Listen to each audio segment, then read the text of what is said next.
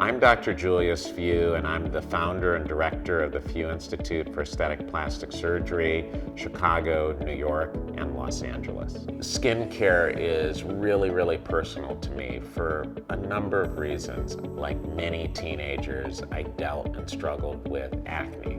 It's incredibly challenging for somebody's confidence, and when I looked at skincare, especially as a person of color, it was really a challenge for me. I would go to dermatologists, I would go to different drugstores, and no one really seemed to either have an interest or a focus in people who have more sensitive skin. And so I realized as I've gone through my 2 decades of clinical practice that the reality is there are a lot of people who are challenged by skin and have felt some of the challenges that I felt when I was younger. The Few Institute really is a concierge skincare model as well as a concierge medical model to really allow for dynamic, natural enhancement or graceful aging, but at the same time being very much so aware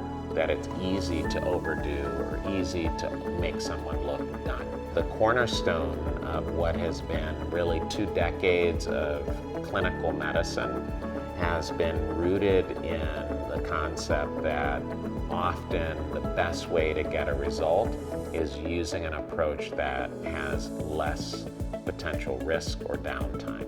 That is rooted in some of the operations that I've developed over the years. Household injectable devices such as Restylane or Juvederm, I've played a very lead role in helping to develop and figure out the best ways to apply these technologies, primarily because roughly 20 years ago, the idea of doing cosmetic-based treatments in skin of color was non-existent. As a plastic surgeon, seeing everything from the inside out, it allowed for me to apply principles that led to the stackable treatment application, which I became famous for more than a decade ago. The approach that is now known to be the Few Institute is worldwide known for its innovation, and actually I have many people who actively subscribe to the concept of